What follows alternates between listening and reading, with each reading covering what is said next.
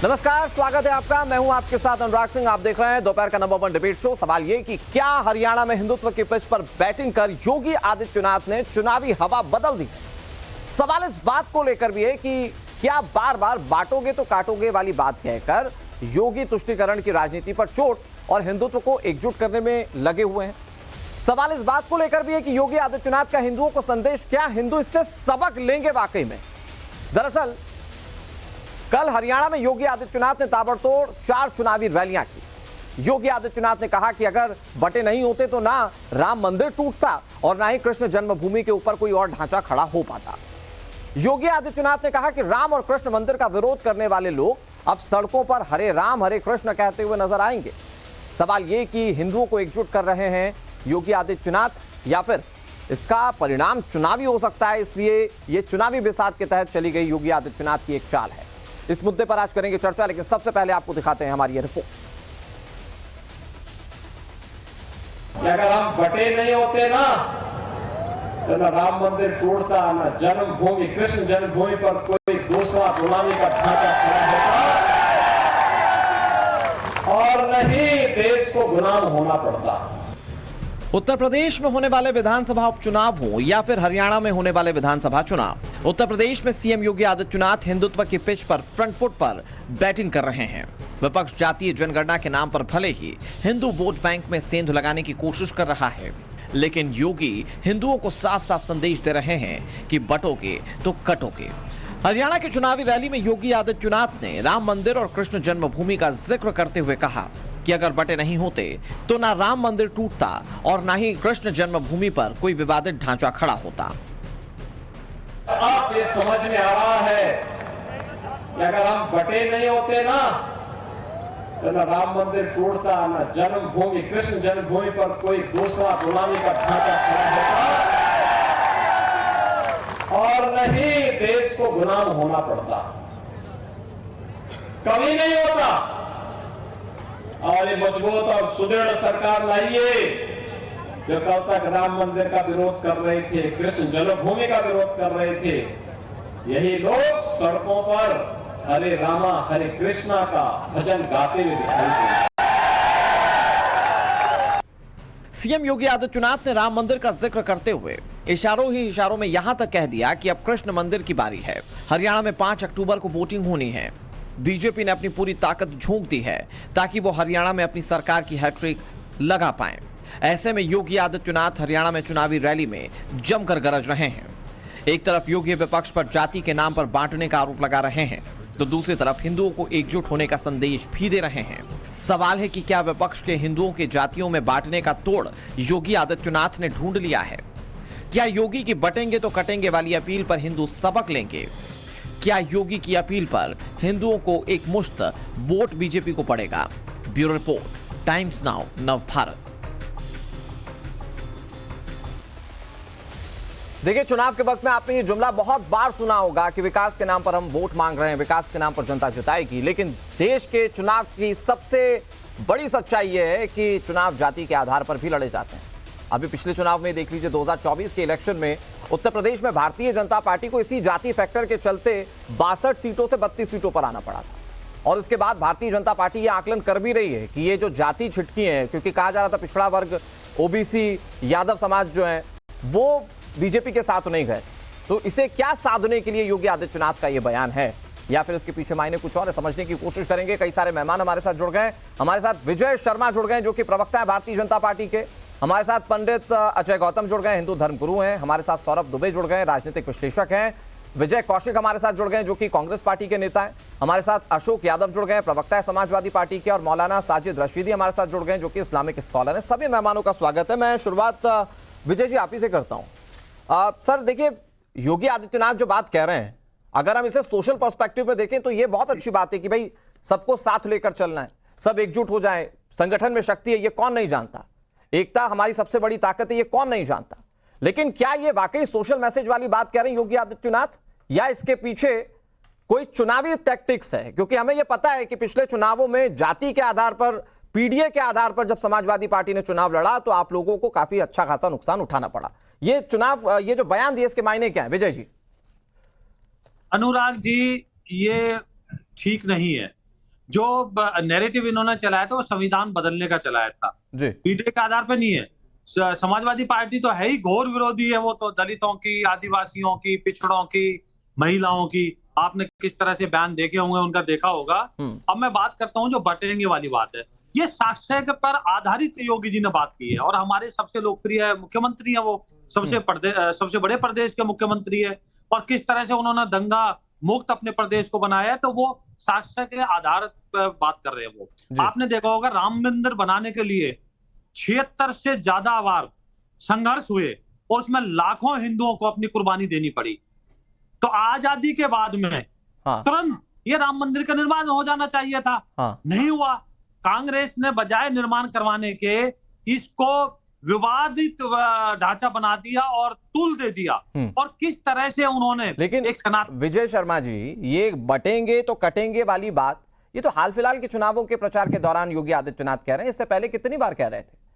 क्योंकि पिछली बार के इलेक्शन में, लोकसभा इलेक्शन में जो पिछड़ा वर्ग के वोट थे वो छिटक गए थे। मैं कुछ आंकड़े आपके सामने रख दूं। हिंदू दलित जो वोट था पूरे देश में वो -3% आपको कम हो गया था। Muslim vote bank -1%, OBC vote bank आपका 2%, 3% कम हुआ था। तो ये जो लोग कम हुए थे उसका नतीजा ये रहा कि आप 240 सीटों पर सिमट गए। तो क्या ये उसको कंसोल करने की कोशिश है? क्या वो डैमेज कंट्रोल करने की कोशिश है योगी आदित्यनाथ की, कि वो लोग अगर पीडीए का कार्ड चल रहे हैं तो हम एकता वाली बात करेंगे? नहीं अनुराग जी, ऐसा है, वो इन्होंने संविधान की कॉपी दिखाकर झूठा नैरेटिव चलाया था कि बीजेपी आएगी तो संविधान बदल देगी। तो काट की हांडी एक बार चढ़ती है, वो उनकी चढ़ ली, जनता अब इनके झांसे में आने वाली नहीं है। तो ये जो देश हमारे लिए हमेशा देश जो सशक्त होना सबसे प्राथमिकता है, पार्टी बाद में है और व्यक्ति सबसे बाद में आता है। हमारे लिए अगर आपने देखा होगा पूर्वोत्तर में किस तरह से हमने अफसफा हटाने का काम किया, किस तरह से वहां पे हमने जनजातियों को एक लाने का किया, कितने उग्रवादी संगठन है उनके साथ वार्ता करने का काम किया, 370 हटा के हमने देश को मजबूत और सशक्त बनाने का काम किया। तो हमारा ये है, जैसे आताताई आए थे मुगल काल में, अंग्रेजों का राज रहा सदियों तक हमारे ऊपर, तो अगर हम नहीं बटते तो इस तरह के जो हमारे तो मतलब इस वक्त देश जो है वो बट रहा है, आप ये कहना चाह रहे हैं देश बट रहा है और योगी आदित्यनाथ एक कर रहे हैं? समाजवादी पार्टी और कांग्रेस देश को बांटने की कोशिश कर रही है, लोगों को बांटने की कोशिश कर रही है, धर्म के आधार पर, जाति के आधार पर। आपने देखा होगा आजादी का बाद में किस तरह से अधिनियम जो है आर्टिकल 25, 28, 30 1954 में आपने देखा होगा स्पेशल मैरिज एक्ट, और किस तरह से असीमित अधिकार दे दिए गए उसको, वक्फ बोर्ड को। तो ये चीजें ऐसी है जो जाति से जाति को लड़ाती है हमारे यहाँ। ठीक है, ओके सर, मैं अशोक यादव जी आपके पास आता हूं। अशोक यादव जी, फिर अगर इसको बीजेपी के पर्सपेक्टिव जो विजय शर्मा बताने की कोशिश कर रहे हैं, जो योगी आदित्यनाथ कहने की कोशिश कर रहे हैं, कि अगर उस पर्सपेक्टिव से समझने की कोशिश करें तो उस हिसाब से तो तुष्टीकरण की सियासत का अंत होता है। फिर तो ये अच्छी बात कह रहे हैं योगी आदित्यनाथ की, अगर वो कह रहे हैं कि सारी जातियां एक होकर रहे हैं, एकजुट होकर रहे हैं। देखिए अनुराग जी, माननीय योगी जी पर एक दोहा बहुत सटीक बैठता है कि साधु तो हीरा भया, न फूटे घन खाए, न वह बिनसे कुंभ ज्यों, न वह आवे जाए। मतलब साधु का स्वभाव जो है हीरे के समान होना चाहिए। जिस तरह से घन पड़ने पर, मतलब चोट पड़ने पर हीरा डैमेज नहीं होता, उसी तरह साधु जो है विपरीत से विपरीत परिस्थितियों में भी अपने स्वभाव को बदलता नहीं है। लेकिन देखिए 2024 लोकसभा चुनाव में जैसे ही माननीय योगी जी उत्तर प्रदेश में 62 से 33 पर आते हैं, उनके स्वभाव में अमूलचूल परिवर्तन होता है। बिल्कुल मानसिक रूप से अजीबोगरीब व्यवहार कर रहे हैं माननीय योगी जी। कभी आप देखिए इस तरह के 7.5 साल लगभग हो गए, योगी जी इस तरह की भाषा नहीं बोलते थे, इतना ज्यादा कट्टर भाषा। लेकिन नहीं, तो आपको इसमें कट्टर क्या दिख रहा है अशोक यादव जी? वो कह रहे हैं सभी जाति एकजुट हो जाएं, बटेंगे तो कटें। देश का इतिहास है ना सर, मुगल आए तो उन्होंने बांटा, इसके बाद डिवाइड एंड रूल की पॉलिसी फॉरेनर्स की थी जिन्होंने हम पर राज किया। तो इसमें गलत क्या है? ये कट्टर कैसे हो गया? इस समय मुगल है क्या देश में? इस समय जो बात माननीय योगी जी कर रहे हैं, अरे अशोक यादव जी, मुगल है क्या? ये किससे छुपाए कि आज देश में सियासत होती है तो ये कहते हुए होती है कि देखिए साहब यादव को ही टारगेट किया जा रहा है, देखिए साहब गोली यादव को ही मारी जा रही है। ये तो देश की सियासत का पहलू है। कौन कहता है कि अपराधी है? अपराधी में या तो मुस्लिम ढूंढा जाता है या यादव फैक्टर ढूंढा जाता है। देखिए अनुराग जी, कम से कम माननीय योगी जी जब ये शब्द कहते हैं, बात करते हैं बटोगे तो कटोगे, तो कम से कम ये बात उनको संज्ञान में रखना चाहिए कि उत्तर प्रदेश में उन्हीं की सरकार के अंदर, उन्हीं की सरकार में पिछड़ों और दलितों को हिंदू नहीं माना जाता। मैं ये बात इसलिए बता रहा हूं क्योंकि अगर हिंदू मानते तो 69,000 शिक्षक भर्ती में 19,000 पिछड़े दलितों का आरक्षण नहीं लूटते योगी जी की सरकार में। तो आप उनको चुनावी हिंदू मानते हो, पिछड़े दलितों को। चलिए ठीक है, आपके ये सवाल हैं और इन सवालों पर तो बीजेपी जवाब देगी ना अशोक यादव जी। लेकिन मैं ये कह रहा हूं कि ये तुष्टीकरण की सियासत कौन करता है? आप कह रहे हैं कि कौन बांट रहा है, आप कह रहे हैं कि कट्टर बात है, अगर कोई कह रहा है कि एकता होनी चाहिए तो मुझे बताइए ना कि सर ये तुष्टीकरण की सियासत कौन करता है? अपराधी में यादव या मुस्लिम कौन ढूंढता है? देखिए, जो सरकार अपराधियों में, हमारे राष्ट्रीय ध्वज ने कई बार कहा, जो आपने सवाल किया कि अपराधी में जातिवाद कौन करता है, हमारे राष्ट्रीय ध्वज ने कहा कि टॉप 10 अपराधियों की सूची जारी कर दीजिए, जाति भी क्लियर हो जाएगी और वो कहां शरण पाए हुए हैं ये भी क्लियर हो जाएगा। एक डेटा आया था, शायद आपने पढ़ा नहीं होगा, एक डेटा आया था जिसमें ये पता चला था कि यादवों को जितना टारगेट किया गया उससे ज्यादा राजपूतों को मारा गया है जो अपराधी थे। आपको सिर्फ टारगेट और हाईलाइट्स यादवों को करना है ना सर? अनुराग जी, जो बात आप कर रहे हैं पूरी तरह से निराधार बात है सर। मैं डेटा के, मैं फैक्ट्स के हिसाब से बात कर रहा हूं। आप अभी इंटरनेट खोलिए, आपको पता चल जाएगा। ये बहुत चर्चित डेटा है, मैं साइट का नाम बता दूंगा आपको। मेरे पास भी है। देखिए, एसटीएफ ने जब जौनपुर वाले घटना में, आप देखिए मंगेश यादव वाला जब प्रकरण होता है तो जब सारे हर जगह से सवाल खड़े होने लगे हुई सरकार पर, तो डैमेज कंट्रोल करने के लिए और अपने ऊपर उठते हुए सर, जिस डेटा की मैं बात कर रहा हूं जिसमें राजपूतों को ज्यादा मारा गया है, वो डेटा मंगेश यादव कांड से पहले का है। ठीक है, ये नहीं लेकिन let's not come to this point. मैं कह रहा हूं कि अगर तो एकता की बात हो गई, आप वो कट्टरता वाले पॉइंट को अभी भी जस्टिफाई नहीं कर पा रहे यादव साहब। मैं आ रहा हूं, एक मिनट विजय जी। यादव साहब, आप अभी भी कट्टरता वाली बात को जस्टिफाई नहीं कर पा रहे। एक लाइन में बताइए, योगी आदित्यनाथ कह रहे हैं सबको एकजुट होना चाहिए, कट्टर कैसे? अगर वो सबको एकजुट करना चाहते, अगर एकजुट करना चाहते तो पिछड़े दलितों के साथ भेदभाव क्यों कर रहे हैं? क्यों कर रहे हैं आप बताइए। मैं नहीं कर रहा हूं ये बात, विपक्ष के प्रवक्ता के नाते नहीं। तो अगर तो ये सवाल है तो ये संवैधानिक सवाल है और मुझे लगता है इस पर जवाब देना चाहिए। विजय जी, मैं आऊंगा आपके पास, हमारे साथ दूसरे भी मेहमान है, मैं उनके पास चला जाता हूं बहुत जल्दी से। विजय कौशिक जी, देखिए आज बीजेपी और कांग्रेस के प्रवक्ताओं के नाम एक ही हैं। विजय कौशिक जी, ये एकजुटता की लाइन पर कहीं कोई सवाल हो जाता है क्या? योगी आदित्यनाथ कहते हैं कि सबको एकजुट होना चाहिए, तो मुझे तो नहीं लगता कि कांग्रेस पार्टी जिसने आजादी की लड़ाई लड़ी, जो बापू के आदर्शों पर चलती है, उसको किसी तरह से कोई दिक्कत होगी इस लाइन से कम कि सबको एकजुट रहना चाहिए। अनुराग भाई, सबसे पहली बात तो यह है कि योगी जी के बगल में छुरी मुंह में राम राम है।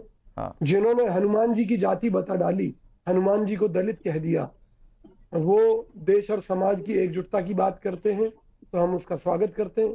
कि जिन्होंने भगवान को भी नहीं बख्शा, वो इंसानों के लिए कह रहे हैं कि एकजुट हो जाइए। कांग्रेस पार्टी भी यही कहती है, हम हिंदुओं को कहते हैं कि एकजुट हो जाइए, ताकि आपको सच्चाई तो पता चले किस तरह से हिंदुओं के रोजगार छीने गए मोदी जी के राज में, किस तरह हिंदुओं को बर्बाद किया गया है, किस तरह हिंदुओं को मुस्लिमों का डर दिखाकर उन्हें ठगा गया है। ये हिंदुओं को जानकारी होनी चाहिए। हरियाणा के अंदर किस प्रकार 4 बार हरियाणा को जलाया गया, जाट नॉन जाट का नारा देकर। अरे भैया, जो जाट है क्या वो हिंदू नहीं है? क्यों मरवाया इस बीजेपी की सरकार ने हरियाणा में हिंदू जाटों को? क्या वो हिंदू नहीं थे? आपने क्यों हिंदू मुस्लिम दंगे कराए? क्यों आपने राम रहीम जैसे बाबा को लेकर हरियाणा में दंगे कराए? क्या मरने वाले लोग हिंदू नहीं थे? जिनकी संपत्तियां जली वो हिंदू नहीं थे?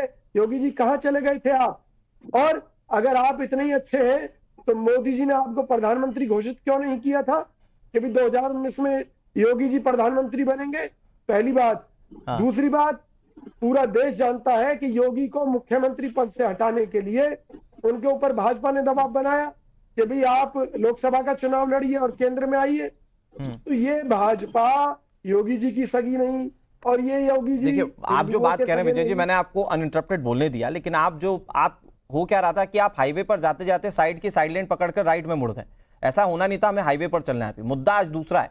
मैं ये कह रहा हूं कि तुष्टीकरण को खत्म करने की बात तो कह रहे हैं योगी आदित्यनाथ। अगर ये कह रहे हैं कि सब साथ हो जाएं, बटेंगे तो कटे। सर, देश का इतिहास है ना बटने और कटने का। बटे जब तब कटे। मुगलों ने पहले काटा, उसके बाद डिवाइड एंड रूल करके अंग्रेजों ने काटा। तो आज के संदर्भ में गलत क्या है? अनुराग भाई सुनिए मेरी बात, यही तो हम कह रहे हैं। वो हिंदू मुस्लिम सिख ईसाई से नहीं कह रहे कि एकजुट हो जाओ, वो केवल हिंदुओं से कह रहे हैं क्लियर कट के एक हो जाओ। भाई, ये जो देश आजाद हुआ था ये हिंदू मुस्लिम सिख ईसाई की एकजुटता से हुआ था, और हिंदुओं का बड़प्पन था कि मुसलमानों को। मैं एक मिनट, विजय शर्मा जी, ये जो बटोगे तो कटोगे, ये क्या सिर्फ हिंदुओं के लिए या सबके लिए कि भैया एकजुट हो जाइए नहीं तो कट जाएंगे? देखिए, ये कांग्रेस पार्टी की जो है हताशा और निराशा है।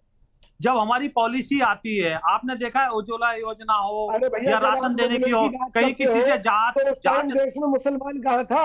एक मिनट कौशिक साहब, मैं किसी के बीच में नहीं बोलता हूँ, मैं किसी के बीच में नहीं बोलता हूँ, इसलिए आप शांति के बाद में आपका पक्ष सुन लिया आराम से, आप चुप रहिए, मैं जरा कहता हूँ, फिर आप जवाब देना। की बात कर रहे हैं ना? अरे हिंदुओं की सुनिए, आप सुनिए, आप एक बार बताइए, आपने योगी जी के ऊपर, एक योगी के ऊपर इतने बड़े आक्षेप लगाती है, क्या कौन सा शास्त्र है जो हमारा शस्त्र और शास्त्र? मैंने कोई आक्षेप नहीं लगाया।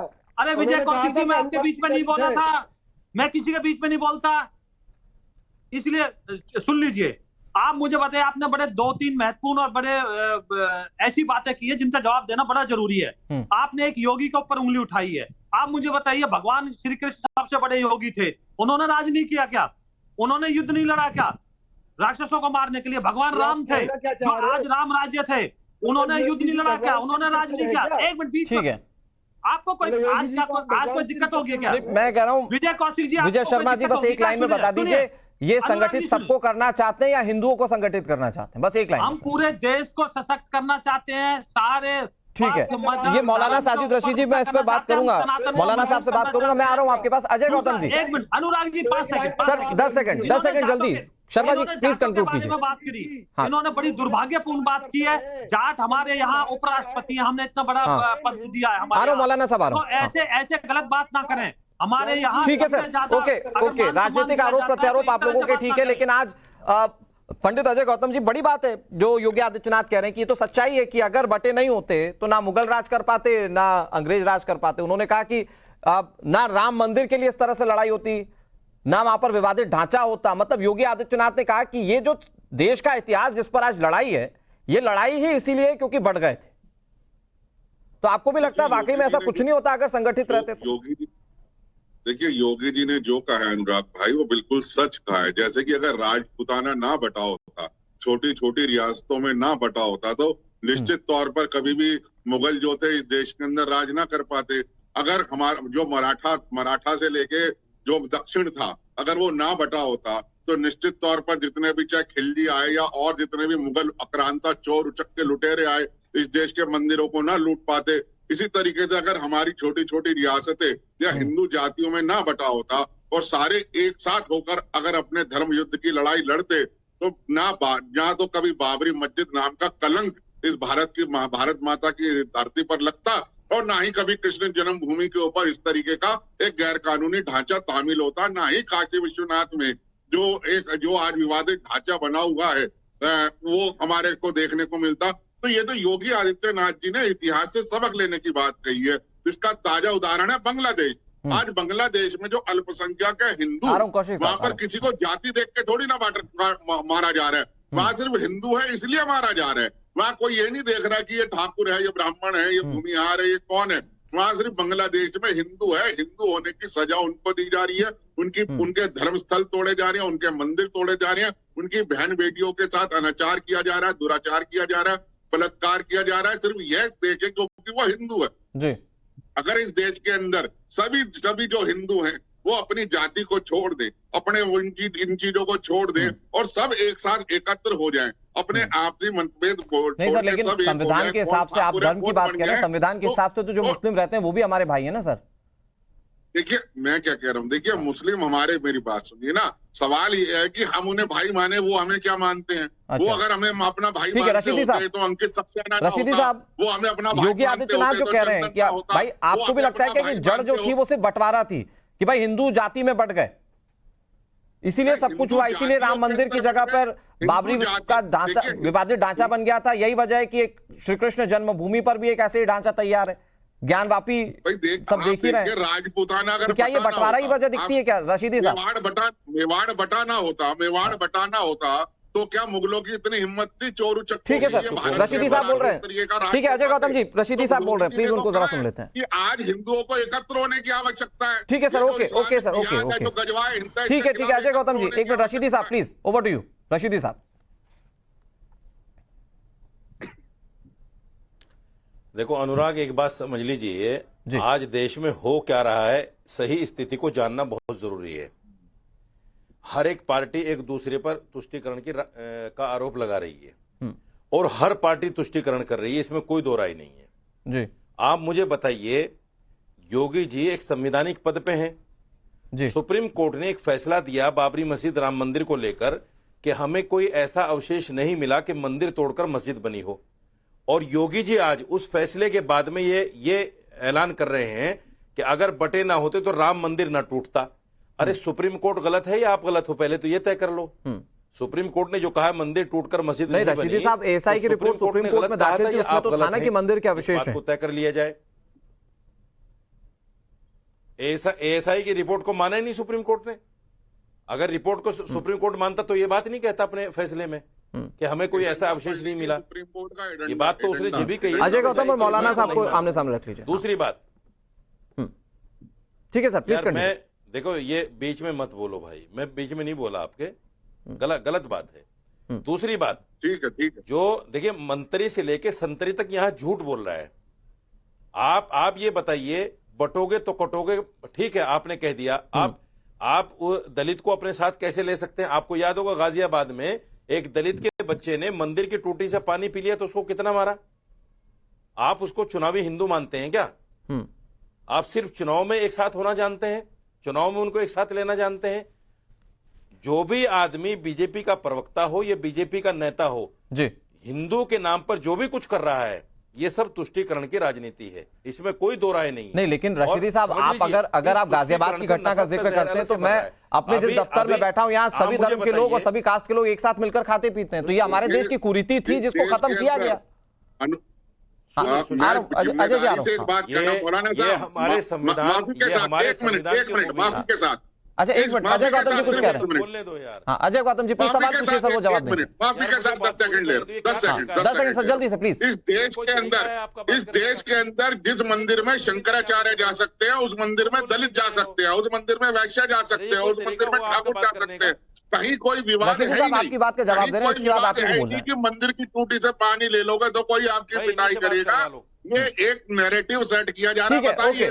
नहीं, राशिदी साहब मेरी बात तो सुनिए। वो अजय गौतम जी वो कह रहे हैं कि जो कुरीति थी, जो छुआछूत वाली बात थी या दलितों को पिछड़ा समझने वाली बात थी, उसको खत्म किया गया, वो ये कह रहे हैं। आप अपनी बात प्लीज पूरी कर लीजिए रशीदी साहब। अरे तो ये बात अपनी बारी में भी तो कह सकते हैं जब उनका नंबर आएगा, या मुझे ओवरलैपिंग करनी है इनको? अपने बारी में तो इनसे बोला नहीं जाता, कुछ भी उल्टी सीधी बातें बोलते हैं। अभी इन्होंने कहा कि बांग्लादेश में हिंदुओं को हिंदू समझ के मारा जा रहा है, यहां भी तो मामूली जी मुसलमान समझ के हो रही है। 800-900 लोग मारे गए मुसलमानों के, मुसलमान यहां मुसलमान समझ के तो मारा जा रहा है। रशीदी साहब, अगर आप उस परिस्थिति की बात करेंगे तो आज तो सच्चाई ये भी है ना कि जब हिंदू जुलूस निकालता है और मस्जिद के सामने से जुलूस निकलता है तो उस पर पथराव होता है। सच्चाई तो ये भी है ना सर। अरे मेरे भाई अनुराग भाई सुनिए, ये भी तो होता है कि जब रामनवमी में आप तलवारें फहराओगे और मस्जिद के सामने हनुमान चालीसा गाओगे, तो क्या ये पहले होता था? ये क्यों होता है? आप बंदूक लेके निकलते हो रामनवमी पे, तलवारें लेके निकलते हो रामनवमी पे? सर रामनवमी पर शस्त्र पूजन, एक परंपरा है सर। करोगे आप जो कर रहे हो वो नहीं बताओगे? ठीक है, ओके रशीदी साहब, मैं जिस चीज पर बात करना चाह रहा था, मैं कह रहा था कि सबको साथ लेकर चलना और तुष्टीकरण को खत्म करना, यही तो चाहिए। लेकिन सौरभ दुबे जी, क्योंकि आप राजनीतिक विश्लेषक बैठे हुए हैं, मैं ये जानना चाहता हूं कि योगी आदित्यनाथ ने क्या इसका एक काउंटर ढूंढने की कोशिश की कि कैसे पिछली बार जो था वो जाति के तौर पर बीजेपी को नुकसान उठाना पड़ा, तो क्या बटेंगे तो कटेंगे बार बार जो हम पिछले कुछ दिनों से योगी आदित्यनाथ के मुंह से सुन रहे हैं, तो क्या ये वो काउंटर निकालने की कोशिश है योगी की तरफ से? सौरभ जी देखिए, जो उत्तर प्रदेश के मुख्यमंत्री हैं योगी आदित्यनाथ जी, वो इस समय उत्तर प्रदेश की जनता, जो 25 करोड़ जनता है, उसके विकास और विश्वास की प्रमाणिक गारंटी बन चुके हैं। जिस बयान का आप जिक्र कर रहे हैं, बटेंगे तो कटेंगे, उसका देखिए मतलब सीधा सीधा ये है कि जो इस देश के अंदर असंवैधानिक अराजकता और कट्टरता है, उसको कानून के दायरे में ला करके संवैधानिक प्रतिबद्धता ही योगी आदित्यनाथ जी का संकल्प है। अब जिस प्रकार से देखिए, कोई कह रहा था कि मुगल नहीं है, अरे भाई मुगल नहीं है, मुगल के वंशज और मुगल के पैरोकार तो अभी हैं। अगर कोई संतों का अपमान करके मठाधीश को कहता है कि वो जो है मठाधीश जो है माफिया है, तो ये किस प्रकार का बयान है? अगर आदरणीय राहुल गांधी जी ये बयान देते हैं कि वो राम मंदिर का जो शिलान्यास, वहां पर जो प्राण प्रतिष्ठा थी जो है, वो कार्यक्रम नाच गाने का कार्यक्रम है, ये किस प्रकार का बयान है? और सबसे बड़ी बात जिस प्रकार से देखिए जो योगी आदित्यनाथ जी का बयान है वो स्पष्ट रूप से ये बताता है कि जो हिंदुस्तानी मुसलमान है अगर वो भी एक रहेंगे तो वसुधैव कुटुंबकम की वाली बात होगी, लेकिन कुछ कट्टरता फैलाने वाले ऐसे लोग हैं जो हमेशा से। अच्छा एक बात बताइए, बंदा बैरागी के पहले क्या थे? पहले तो सन्यासी थे ना भाई। लक्ष्मण देव जी जो है वो पहले सन्यास लेकर के बंदा बैरागी बने थे। गुरु गोविंद सिंह जिनको जो है सिख धर्म में गुरु जाना जाता है, उनके जब 4 पुत्रों को जो है वो हत्या कर दी जाती है, उसमें चुनवा दिया जाता है, उसके बाद ही तो उनको मुगलों से शस्त्र उठाना पड़ा था। कुल मिलाकर आप ये कह रहे हैं कि ये सामाजिक पर्सपेक्टिव से देखने वाला बिल्कुल बिल्कुल बिल्कुल वही मैं कह रहा हूं कि जब अगर इस देश के ऊपर कोई आक्रमणकारी आता है, जब इस देश को बांटने की कोशिश करता है और इस देश के अंदर भी वक्त लिमिटेड है। रशीदी साहब, आप यही तो कह रहे थे कि सब कुछ सियासत के लिए हो रहा है, लेकिन जो राजनीतिक विश्लेषक है उन्हें यह लगता है कि ये सामाजिक पर्सपेक्टिव के लिए बहुत जरूरी है। आज जिस तरह से देश का माहौल है, आप खुद भी उसको लेकर सवाल उठा रहे हैं। 10 सेकंड सर। देखिए अनुराग देखिए तुष्टीकरण के साथ साथ ये जहर में नफरत का बीज बो रहे हैं। ये जहर में नफरत के वसुधैव कुटुंबकम इनके नजदीक नहीं है, इनमें इनकी बगल में छुरी और जबान पे राम राम है। राम का चरित्र इनके पास नहीं है। राम ने ऐसा नहीं कहा कि मुसलमानों को काटो या मुसलमानों को मुसलमान होने की सजा दो। उनको जो है जय श्री राम का नारा लगवाओ जबरदस्ती। तो भैया हुसैन साहब ने कहा था कि तलवार लेकर के कहीं नहीं कहा है। सरतन से जुदा कर चरित्र बहुत ऊंचा चरित्र है। हुसैन साहब को मानते हैं? आप उस चरित्र के पास हुसैन साहब को मानते हैं कि नहीं? उनकी इसलिए शहादत को, आप ये बातें करबला की शहादत को मानते हैं? वो शांति का पैगाम दे रहे थे। ठीक है, उस शांति के पैगाम को छोड़ करके आप सरतन से जुदा की बात पर आ जाते हैं। ठीक है, ओके। आपको हुसैन साहब का पैगाम ध्यान में नहीं आता है? कभी नहीं जो हुआ है। हिंदुस्तान में शांति की बात करते थे हुसैन साहब। वक्त इतनी इजाजत दे रहा है, लेकिन एक बात तो शाश्वत है कि जहां जहां बटे वहां वहां कटे। तो अगर योगी आदित्यनाथ इसे सामाजिक पर्सपेक्टिव पर कह रहे हैं और अगर इसका सिर्फ राजनीतिक फायदा नहीं लेने की कोशिश कर रहे हैं, तो ये बात हमारे देश में वाकई मौजूद है। वर्सेटिलिटी है, अगर सब साथ रहेंगे तो इसका अपने आप में एक बड़ा फायदा है।